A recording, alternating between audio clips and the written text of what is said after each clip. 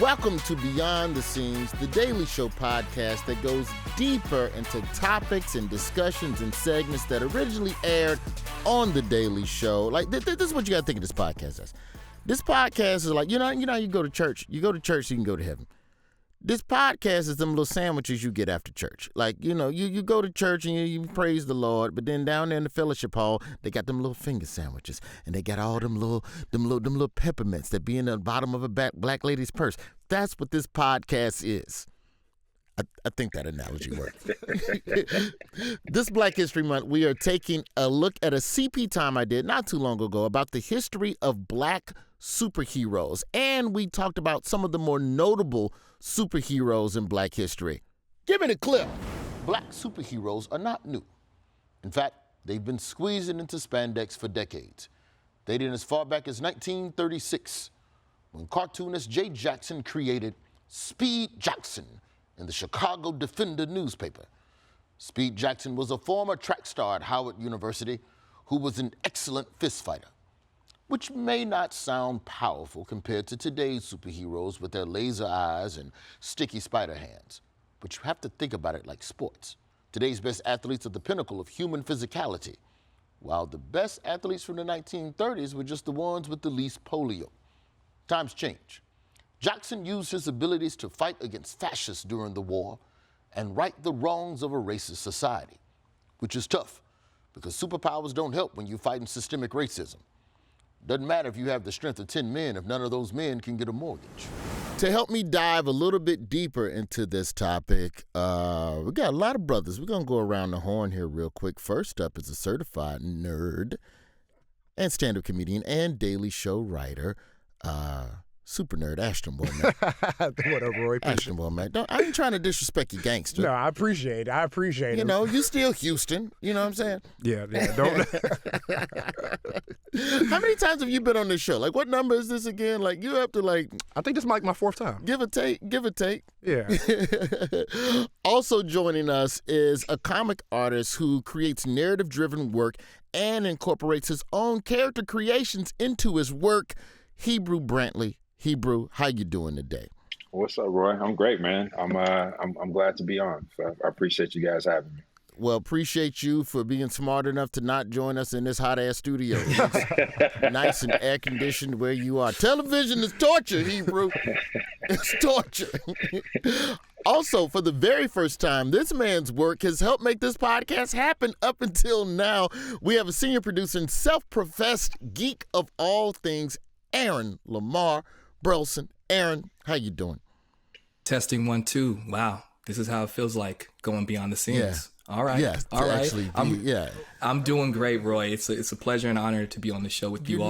You're normally helping to produce all these segments and put all the wheels on the car so it can go vroom. But thank you for settling in on this one because Ashton, we was like, we talk about black geeks, and Aaron was like, well, you know, I have a lot to say about this topic. I think I'll just write myself into the episode. Yeah, I was like, you should just be the episode. What are we here for?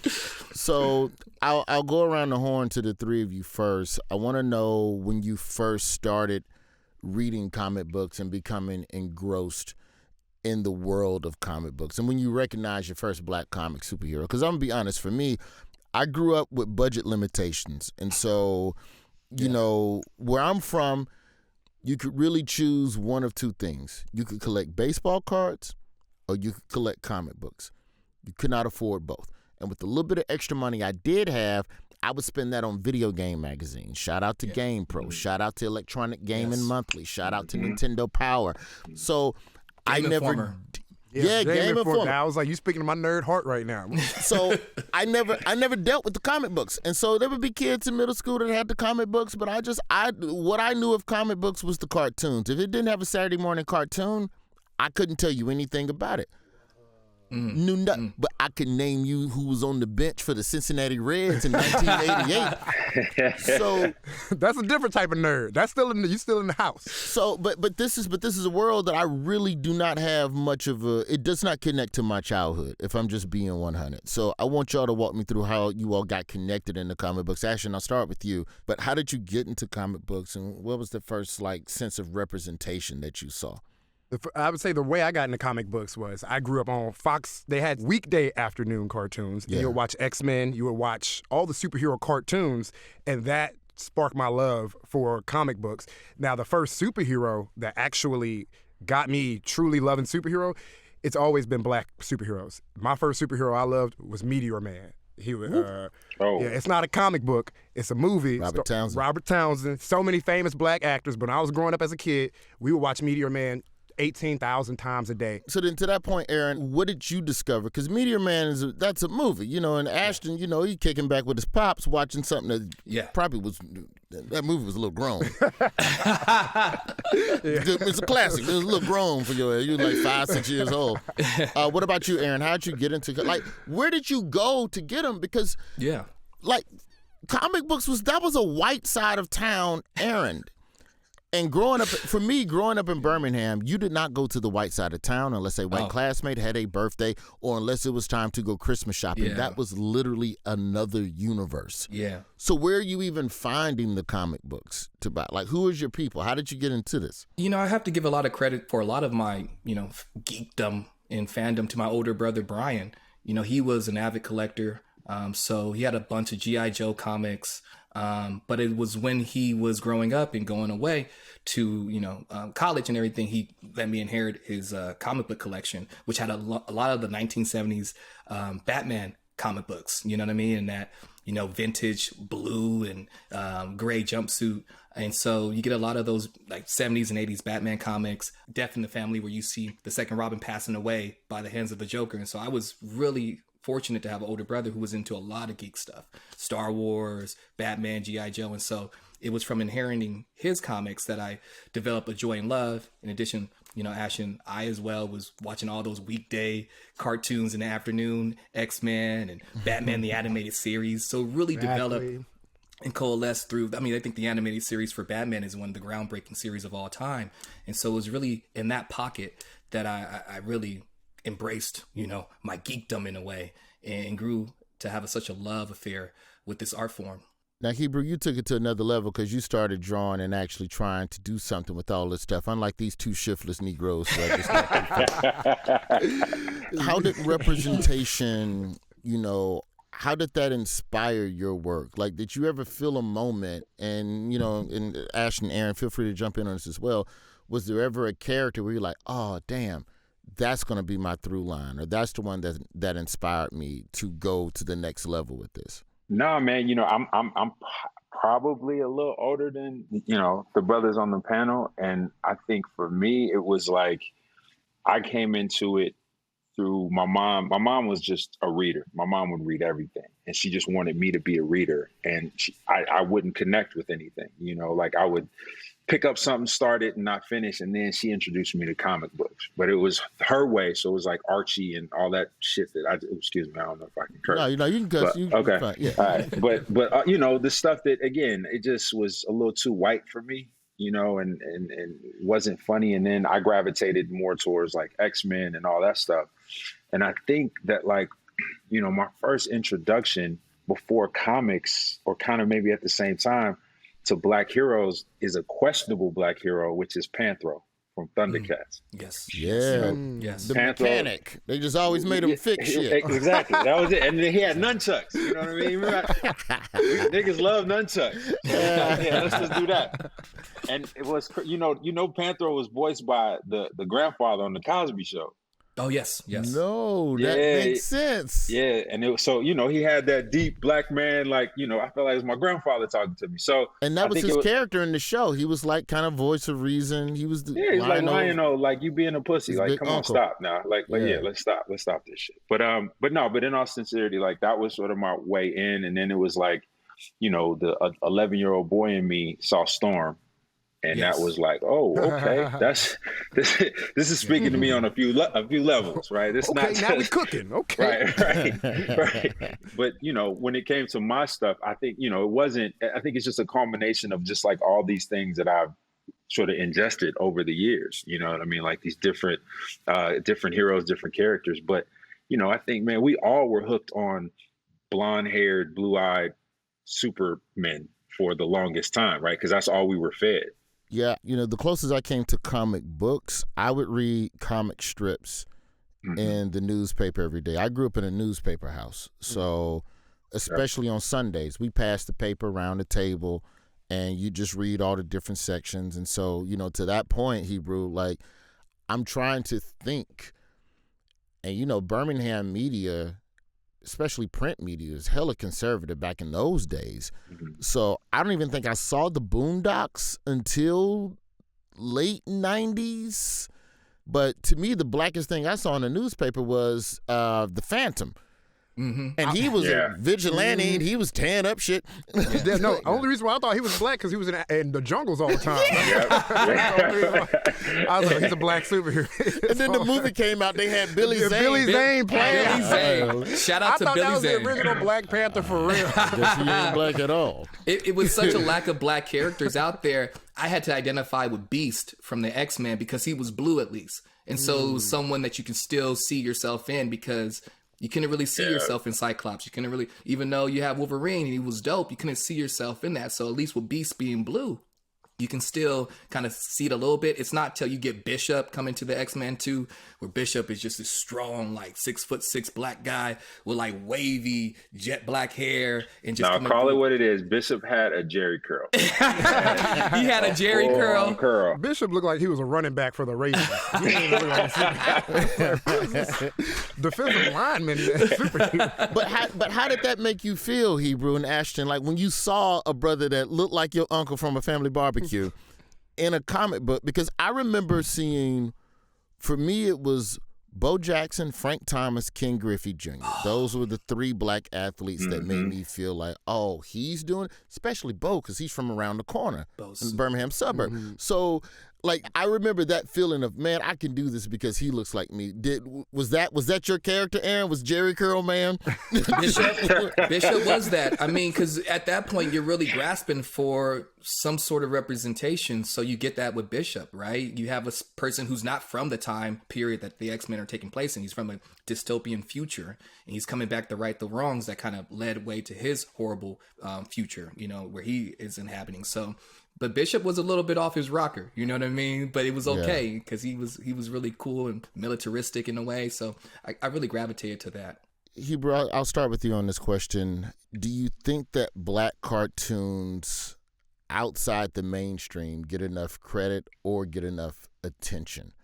Like within the mainstream culture, how much do black cartoons get their props from the mainstreams the way that they deserve? Is the tide changing-ish a little bit, or is it still kind of pick and choose?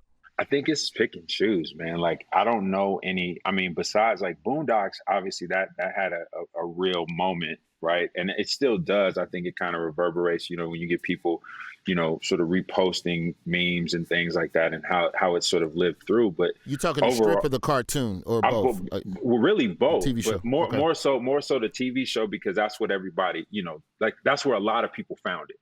You know what I mean? And so I think beyond that, man, there really hasn't been, like, we've only just been sidekicks, to the white characters. And I'm not, it's just, we get a Proud Family every now and then. We have little blips on the map. There's a but reboot, I think, coming. There is. It's here. It's out. Yeah, it's out. It's really fun. It's really good, and it's good. But again, like we don't.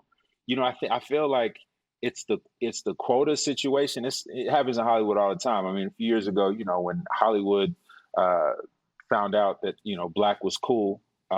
Again, after Black Panther. You mean black was profitable? There you go. Black, yeah, exactly. We can make money off these folks. It was just that thing of like, let's retrofit this character who was probably a white man. Let's make him black. But they don't really change anything except for just, replacing the actor or the person, not necessarily reforming the character. And I feel like that happens in cartoons and animation all the time, where it's just like, we have to feel all right, we have, how many black kids do we have in this group? One, oh shit, let's get a black kid in here real quick. Give him some pink hair. Right. Have y'all seen the new Velma TV show? No, I haven't seen it yet. Yeah. Where Shaggy's black. Shaggy's black. Shaggy's black? It ain't even Shaggy. Shaggy's black. He don't smoke weed. He don't even get high. I don't even know what kind of Shaggy that is. You know, this is not Shaggy. I like it. Like when it comes to like what you're talking about, where they reskin white characters put a blackface on white characters. We need representation, but that it's the other side of that. Is like, I like Shaggy. I've been watching Scooby-Doo. You know what's wild about that, too, is that it's one of the things I feel like white people and black people both agree on. Because black people want their own stories, and white people don't want to see their favorite characters, dipped in chocolate. Like, it's like, I agree. They're like, well, listen, you say that, and then you be like, hey, Jesus, that guy might have been, he might have started off. The original superhero. Yeah. But then you even take something like, say, Miles Morales, Hebru, where you have Spider-Man Into the Spideyverse, right? Which was an animated film with a black Spider-Man who, a whole Spider-Verse or whatever. And it did so well, there was rumblings for a quick minute. Oh, I bet they should do a live action Miles Morales. And then they was like, nah, we're just going to give y'all a sequel of this one more time. But I feel like that again, with that, listen, Miles is one of my favorite characters in comics. And I love the character. Although they've never really given him to a decent black writer or group of black creators, which they should have.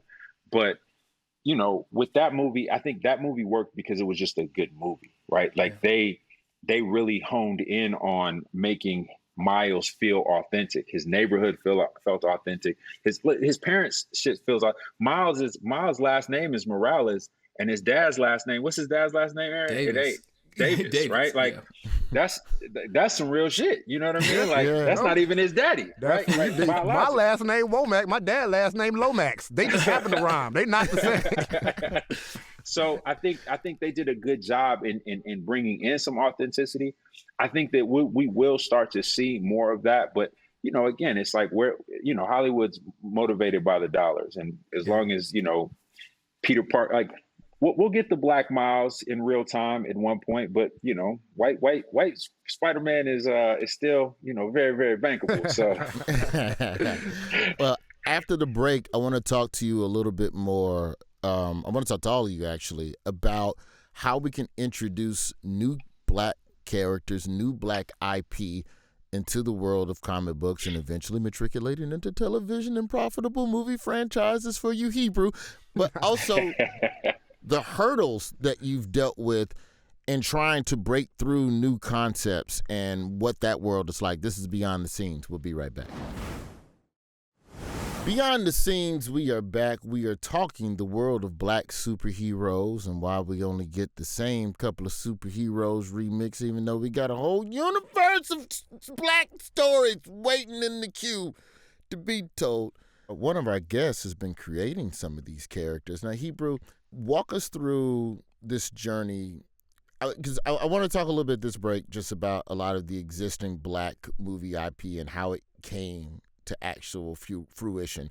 But I want to talk with you first just from the ideation of drawing a character, creating the character, creating a comic around the character. Walk us through that journey of what that was like, because are you creating a character like with television, like Ashton, I know you know this, like with television, the trick is, do you want to write and create a character that you know everybody will gravitate towards, that they'll like, or are you writing what you like and then you making people get on board with what you're into? Well, I think for me, my journey is real unique in the way that I didn't start out trying to create a comic or anything like that. I come from the world of high art, right? So like, paintings with galleries, museums, etc. And in doing that over the years and trying to find my voice, I kind of accidentally landed on this idea. A lot of the work that I was doing early in my career, it had a lot of angst to it. It was very pro-black, or maybe a little bit too much, skewed a little too dark or heavy-handed, so to speak. And I think, within the gallery world in that space, you kind of have to, you have to walk a line. There's you have to be very clever about how you say certain things. And so for me, it was like, the advice that I got from a lot of my peers was like, man, you have to paint things that that you're familiar with, the things that feel like you. And for me, growing up, a self-professed sort of Black nerd on comics, cartoons, anime, all that shit, trying to really figure out what that was. And it wasn't until, a few years after college where I had found myself in that place that we all do, where it's like, man, what's the next thing? And, I found a book on World War II, just was thumbing through it and landed on the Tuskegee Airmen. And with Tuskegee Airmen, it was like a lightning bolt that hit me, because it was like, man, nobody has really touched on these brothers from the standpoint of like their journey was so powerful. It struck me in this way because the time in which they existed, the time in which they were charged with doing certain things, our world was a mess. I mean, it's not that different from where it is now, but we're talking World War. We're talking, within America, Blacks are, treated significantly less than, right? But then they're allowed and tasked to fly these planes, and they do it successfully. And these brothers are buttoned up, and they are the sort of personification of what manhood is, right? And what heroism is. And so I found that, and I just thought about like, man, like what if there was like this character or these characters that existed that time just kind of forgot about. Right? Like it happens all the time. These cartoons that fall off the shelf and never get seen. And so I created Flyboy, which became sort of my staple IP, but as kind of a lark, like within the high art space of just like creating this show, like presupposing that I found this animation project that never saw the light of day, and I presented it like that to my audience, and like some found footage. Yeah. So it was kind of just bringing people in that way, because I felt like that was the easiest way than just to say hey, I created this thing whole cloth, check this out. And it people started to bite. Folks coming to the show, the response was great, but it wasn't just a response to like because there was no narrative behind it, for real. Like there was no story through line or anything like that. But people started gravitating. So you didn't present him as a Tuskegee Airman. Did you present him as Black, or was he just all goggled up and scarfed up? Goggled, black-faced little kid, with or without superpowers. Take it what you will. But I think that people were allowed to read into it, and I think that there was sort of like this message behind it of empowerment that people really, they felt, and so. As I started doing more and more shows, the expectation for more and more of these paintings, grew, and people were coming to the shows looking for Flyboy. I had people making, like little Halloween costumes, just, cheap little aviator goggles, red scarves, etc. And so it just grew into a thing where, it wasn't intended to be, a thing that I continued on with. It was intended to just be this moment, but as it started to grow and my understanding of it started to grow, I started to attach narrative to it, because, nobody knew the origins, or they weren't coming for that. They were just coming for the aesthetics and the messaging behind it. And so, a few years back, I finally, created a comic. It was my first run, and, like any junior, novice to a thing, I pretty much wrote myself into a corner by issue 2. I killed off one of the main characters by issue 2, and I was like, oh shit. So I kind of had to wheel it back, but let those things exist on an island by themselves, and then sort of retool and recreate something. But again, all that to say that it wasn't me intending to make something to make this what it's become. It was sort of a happy accident. But, again, through that has bared, a lot of really, really, really strong fruit.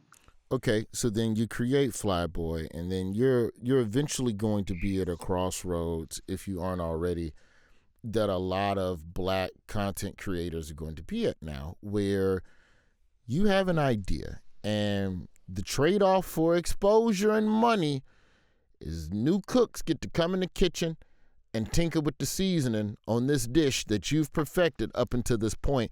How difficult is it to try and navigate deciding on how to hold on to your IP as things start to grow? Because when we talk about this idea that there's this backlog of all of these Black ideas and black comic strip shows that are out there that deserve to be seen and deserve to be made into movies. But how much of it is the studios and the labels and the distribution networks creating an impossible contract that you just possibly can't agree to? And is that one of the hurdles that is keeping something like, say, Flyboy from truly expanding to something even greater? From flying, if you will, to soaring. How difficult is it to try and keep control of your IP? Because you're trying to grow this shit. Yeah. But then to grow it, you got to give it to somebody that gets to go, I do whatever I want, and we can make Flyboy and give him a sister, and Flyboy can tell him, let's make him 34. Flyman. No, I mean, it's a task, but I think for me, again, my situation is unique in the sense that, like, this isn't a comic book, right, that you're selling for $5, right? These are paintings that sell for, thousands of dollars, right? You ain't got to take your prices. Don't tell them your prices. Collectibles. You got to hit them up offline. A lot of dollars. But these are collectibles that I've created and statues that I've created that are now seen all around the world. These are collectibles that go on eBay for triple the price. You're talking $4,000 or $5,000 for some plastic figurines, and with that, it kind of changes my narrative when coming into Hollywood, because it's like the product is proven. And, I'm only doing this on a smaller level when it comes to, I'm keeping it contained at a very limited number, but, it's proven. Look, these are the numbers here. And this is just me doing it. So, if we start to bring this thing out to the masses, it's going to obviously change, and you're going to, get more eyes around it, gain more fandom around it. And, obviously, it's able to grow, the IP grows, et cetera. But just me being able to do it on my own is already, I think, a lot more than most are able to kind of come in the game with. Like most folks are coming in with the idea, if it's a book or if it's a script, that's not as leverageable as, building out a world, doing, exhibitions. I did an experiential exhibition in Chicago a few years ago called Nevermore Park, where basically I created the world of Flyboy, and you kind of walk through in this experience basically through an origin story of this character, right? And we had a couple 100,000 visitors to it. I bought like 50,000 tickets for CPS students, so they were able to kind of come through. It really expanded our fan base in a lot of ways, and also showed them sort of another side, because they're only familiar with the paintings. And, again, having had all of that gives me a little bit more leverage in those conversations with different studios. Ashton, Aaron, why don't studios accept the fact that Black superhero hit movies are not an anomaly? It irks me that the first Iron Man is credited with being the beginning of the Marvel rise. Universe. It irks me when we all know the truth is that it was Blade. We do. Now, they didn't connect Blade to none of the other shit, and maybe that's why they try not to write it off. Blade had a budget of about 45 million, if I'm not mistaken. Grossed about 100. It made about 100. So it did 130. It did about 130, 140. It made its money back, and then another 100 million. Yeah, give or take. To justify a sequel, right? Like, two sequels. Yeah, it got sequels and a TV series, which Spike canceled because they said they couldn't afford the special effects. That's a true story. So why don't these films, why let's just talk about the erasure of Blade. Yeah. Is there, do you even agree with that point, Aaron? Let's just start there. Oh, absolutely. Do you think there's been a degree I mean, we can go a step further and just talk about the erasure of Wesley Snipes, but I think... Well, he would have paid his taxes. That was 3 years. About Blade 4, 5, 6. Yeah. I mean... Well, him and Ryan Reynolds didn't get along in the third one. They tried to play Wesley as a diva. But the thing about it is, I heard that story. Yeah, it was a lot of commotion apparently with that Blade Trinity production, but we have to take it back back to the 1990s and understand that before Blade, the film, there isn't a successful Marvel film adaptation at that point. You have the Captain America film, which is from the 1990s, which is, it's not what we have with Chris Evans now. And then Dolph Lundgren Punisher failed. Dolph Lundgren Punisher, cult classic, but not a hit by any means. And then you have this buried Roger Corman Fantastic Four film that wasn't even released to the general public, and you can only find copies of it at Comic-Con. And so Marvel was doing this thing of licensing out their characters, not building an overall universe, but licensing them out to 20th Century Fox, licensing them out to Columbia Pictures, Sony, and just seeing what they got. It wasn't as much of a creative powerhouse in the film game as it is today. And so you get this film called Blade, which is rated R, which is bloody, violent vampire flick, action flick, and it literally it becomes a hit. It becomes a hit because of the performance of Blade, because of this representation of this black superhero, but it also creates a door for us to get X-Men in 2000, for us to get Spider-Man in 2002, and all the various films that come and kind of give us modern contemporary visual adaptations of superheroes on film. And so I just think it's just one of those things where people don't want to give black characters or black actors or performers the credit. And it's old-fashioned racism. They're trying to, qualify it with different metrics and whatnot. But Blade was a hit to generate 2 more films in a series adaptation. But again, they want something more. But at no point did they go, where's some of the other black characters we got in the vault? Why didn't Marvel go digging the crates? Yeah. Because a lot of those characters are whack as hell. Like, let's be real. Why you? Yeah. Well, let's be real. Black Panther. Think about one of the hurdles they had to overcome with Black Panther was M'Baku's character. He was just a racist gorilla in the comic books. Right. He was just straight up a gorilla, like a monkey. That was his power, Monkey Man or something like that. Mm-hmm. And they had to actually make him a modern character for today and get rid of the racist trope that he was. So I'm sure they go and look through their list of black characters, and half of them are just stereotypes. Even with Black Panther, was a character that was created by Jack Kirby. Rest in peace, Jack Kirby, one of the greatest comic book creators of all time. But Jack Kirby's not a brother, and I'm pretty sure, I don't think Jack had many brothers on his Rolodex. Like, hey man, I'm creating this character called the Black Panther. Can I run it by you for notes? Right, let me get these notes off. Also, hold on, can I just shout this out? This is a very, very proud moment in my life of nerddom. But my paintings and my figures were in Wakanda Forever. In That's hard. That's hard. And shout out to that. It was like the biggest nerd moment. It was all quiet in the theater, and I saw my shit, and I just let it. Oh, that's fire! You be like, yo, this movie the greatest movie in the world. I don't know. I love this movie. All right, then let's stay on that detour for a second. Then, how do you get that call? Do you get a call from secret number unknown, and then, hello, hey, is it Samuel L. Jackson with an eye patch and shield? He's recruiting. You get a phone call. How you doing, brother? It's Ryan Coogler. It has to be Nate Moore or somebody. Moore. I feel I know Ryan through Mike, right? So I got a chance to hang out on the first Black Panther set. Michael B. Jordan. Ago. Yeah, Mike B. Jordan. Sorry. Just Mike. I know. That was wild. I'm sorry. That was horrible. I was like, Michael Jordan? You know Michael Jordan. I was like, do I know Mike? Is this somebody I know? Is this a Mike we all know? Oh, man. Of B. Jordan fame. Okay, yes. got you. Of the B. Jordans. And so, I was able to kind of go, that route. But again, the space that I kind of maneuver in terms of Black visual artists, on the painting and sculpting side, and again, wearing multiple hats. I'm one of few, so I think that that kind of helps me maneuver and get to know some of these folks. And I saw Ryan Coogler in Atlanta when he first was coming back to start Black Panther 2.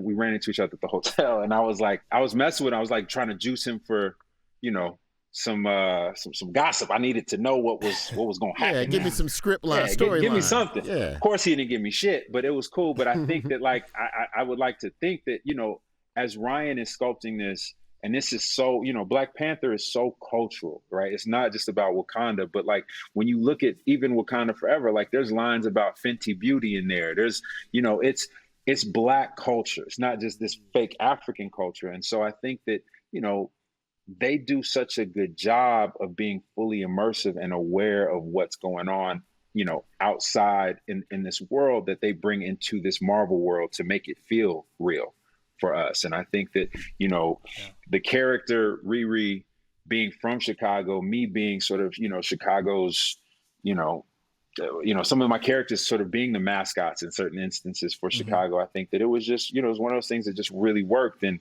I'll be honest with you, and this is going to sound like a flex, but, it takes so long to make these movies that I forgot they even asked to use it, because it was like 4 years ago. Yeah. Oh my God. That's true. So, it was like when I watched the movie, you're in the movie, and then I see my shit on her desk in the workshop, and then I see my shit on the wall, and I'm like, oh my God. That's fire. Me and you different. You show me something I did 4 years ago, I'm gonna be like, I'm gonna need that. I'm gonna need a cease and desist. I need that taken down. I need all that removed. After the break, I want to bring it home and talk about how we can expand Black storytelling, not only in comic books, but as it gets into television, and what do you think could happen and what you think probably won't happen? I got a question for all three of you after the break. This is Beyond the Scenes. Beyond the Scenes, this has been a wonderful, wonderful conversation about Black comic books and Black superheroes, and, whether we can get a couple more on the screen that aren't remixed versions of old 1942 stereotype. I'm going to write me a Black superhero. Going to be called Jive Turkey, you dig? And every time he kills somebody, he go, you dig? I like that. You tell me, I bet you that shit get greenlit by That's what I'm saying. Now, I'll never be able to go back home to Birmingham again. Or will you be a hero in Birmingham? No, I can't go to Essence Fest after you write a movie called Jive Turkey. You dig?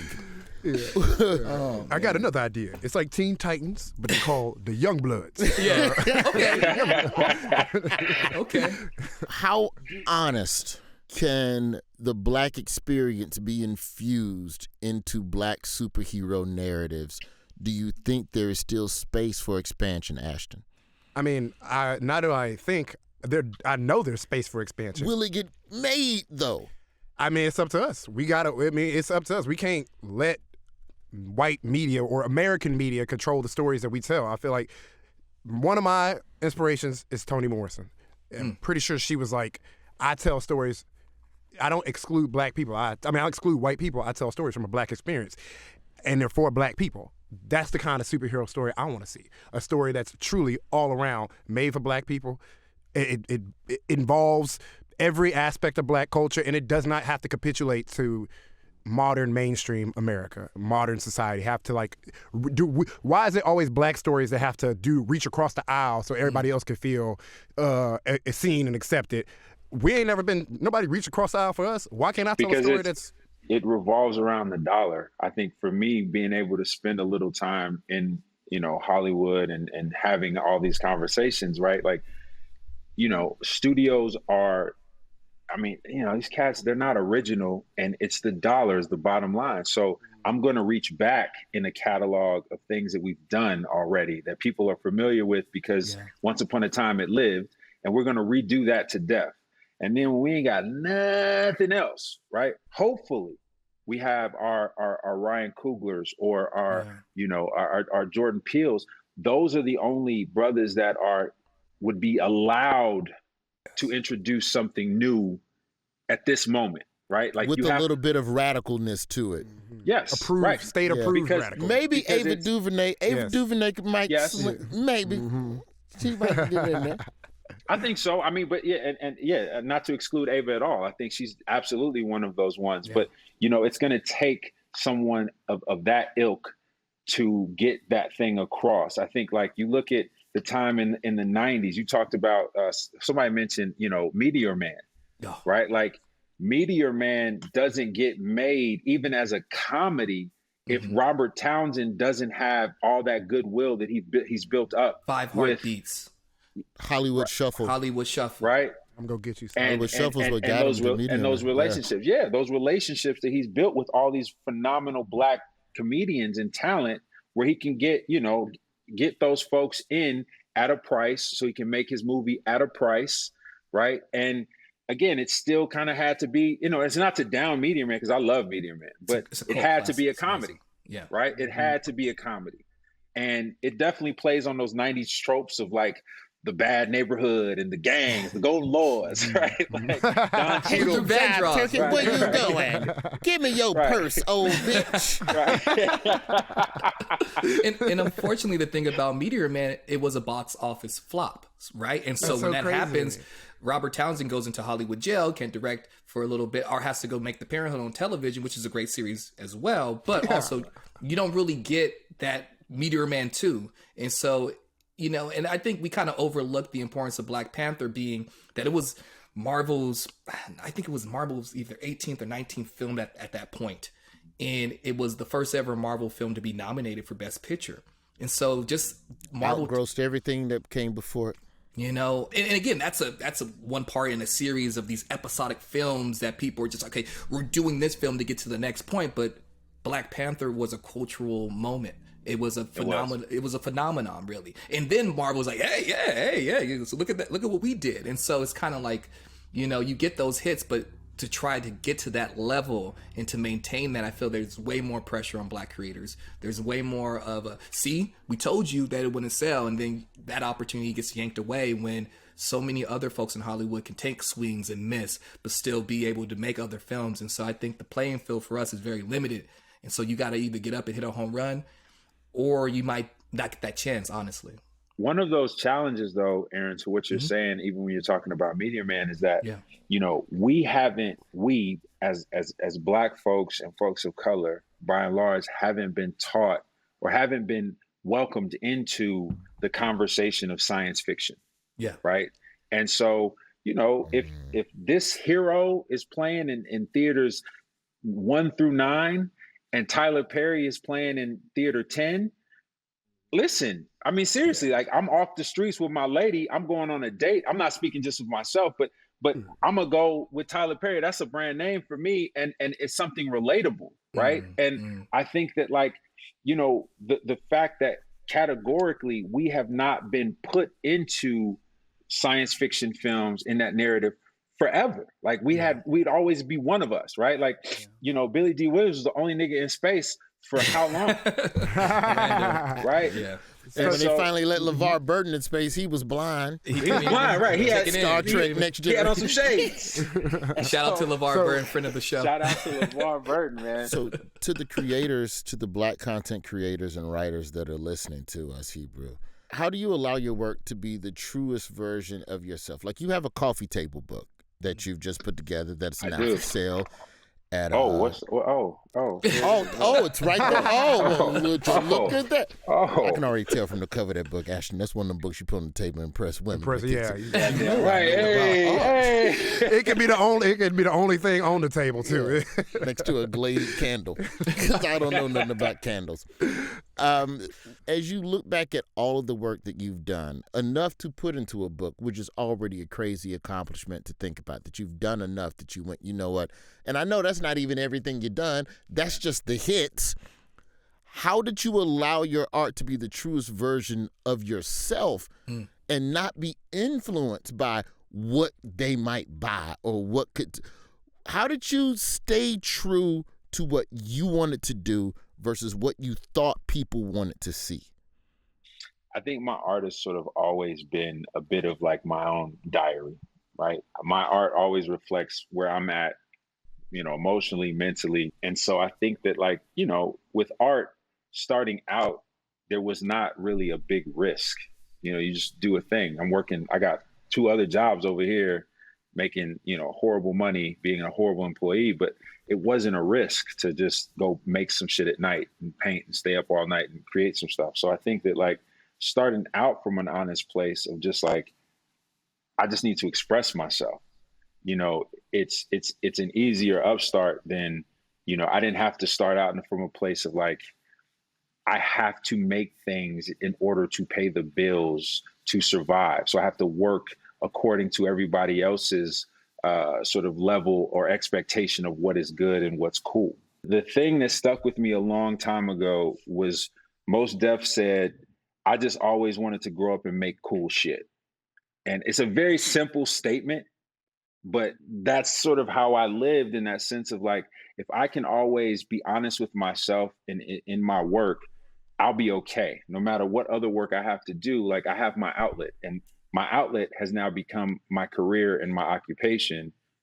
So, just one of those things that really kind of worked out. I'm lucky. And I'll end with this question to all of you. I know we've already kind of talked about whether or not we think that there'll be more Black superhero stories. I think that there will. I think, whether or not they will be able to touch on all of the different intricacies that is the Black experience across the diaspora, that's dependent on the producer and the level of trust the studio has in that director, blah, blah, blah. But once these fucking shows are on the air, do you think they'll give him time to find an audience? God damn. So there was a great show on CW called Naomi. It was about a Black girl, teenager, early teen, middle school. Ava produced it, yeah. Correct. And then Michael B. Jordan, Mike, he EP'd a show on Netflix, Raising Dion, which was about a single mom raising a Black boy with superpowers and how you navigate single parent with superpowers. Like, being able to turn the genre on its head a little bit, but neither one of those shows. Naomi got a season. I think Raising Dion got 2 from Netflix, if I'm not mistaken. So how do we get these places to still just give shows time to find their audience? Or is that just strictly money and we're screwed? I think that's just the old days, man. This is all of the numbers game, financial and viewership. I think it's just, there's so many people buying for those spots and those slots, and the turnaround is just a lot faster these days, where it's not network, so they don't have to invest so much time and energy into look at Seinfeld, man. How many seasons did it take for Seinfeld to actually pick up? 2, maybe 3. Yeah. Right. He would have been canceled. He would have been canceled in the present day. That's my fear for the story of the Black superhero, is that even if these stories and the diverseness and the difference of all of the types of stories we want to tell, even if all that gets greenlit, once you're out there and you're on the playing field, are you going to get the support? Are you going to get the advertising? And are you going to be given the runway you need to actually find it? Like, if the CW won't give you a chance, ain't nobody. Home of Black Lightning and all those. You going to Tubi and that's it. CW was like, get out of here, Ava. We got to put on another season of Flash. Listen, we gotta leverage our white allies' privilege. Taylor Swift, if you listen to this, I know what you did for Ticketmaster. Yes. Do that for Raising Dion season 3. Yeah, bring it back. But I think you speak to a really important point of, like, there's a pressure for the artists to create that will have a long-lasting effect and have success. And that's a hard place to come from an artist. Like Hebru mentioned, he, just created. You know what I mean? He was free to create. He wasn't caring about if this character or IP that he created would one day, connect with a larger. He was just doing him. And so I think more initiatives and programs for up and coming Black voices and artists, like the Milestone initiative for Black creatives from Milestone Comics. And I mean, we've already went so much time without even bringing up Milestone Comics, which is basically, like formed by Black creators, with Black characters, more of an authentic voice. And so they actually developed not too long ago a pipeline program for aspiring Black creatives who want to, create comic book heroes and superheroes and play in that world. And so again, like no one can forecast the future, especially when it comes to media in particular. But what we can do is just develop opportunities to identify and spotlight some of those up and coming voices who can give us the next Static Shock, who can give us the next, Icon or, Rocket, someone like that who were featured in Milestone Comics that gave nuanced portrayals of Blackness in comic books, right? Like they gave us not just this binary approach to life for Black people, but so much more. It gave us that world building aspect that you find a lot with Hebru's character Flyboy. It's not just one character, it's a whole world of experiences that we're looking to build. And so if we can develop more programs like that and identify more up and coming voices, I think that's a start. But like you said, who knows when it comes to television and film? I mean, the bottom line is the dollar, and so we're always going to be fighting that. Well, I think that's as good a place to end. And also CW, I forgot that you gave us a lot of seasons of Black Lightning. I'm sorry for raising my voice. With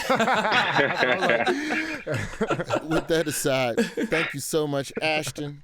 Thank you, brother. Aaron, Hebru, much respect to you. We look forward to seeing your work in Black Panther Part 3. And I'll have my lawyers reach out to you. You want some of your work in my movie Jive Turkey. Let's get it. Jive Turkey, let's go. Don't mess around. Turkey. Hebru might have a proof of concept right now on Jive Turkey. I'm trying to write myself in as a sidekick. So if Young Blood can be a team of people or one person, I'll be. And where can we get the book, Hebru? Where can people order the book? Your local bookstore, preferably. You know, people they still exist, folks. Please patronize, mom and pop bookshops. But other than that, the Bald White Man spot, Mr. Bezos. You can go to Amazon and pick one up right there, delivered right to you. You know, there's so many weird names of businesses in New York that I thought that was a real business. Just had to say that. All right. Oh, man. This is a great discussion. That's all the time we have for today. Thank you all so much for going behind the scenes with us. Give me some theme music.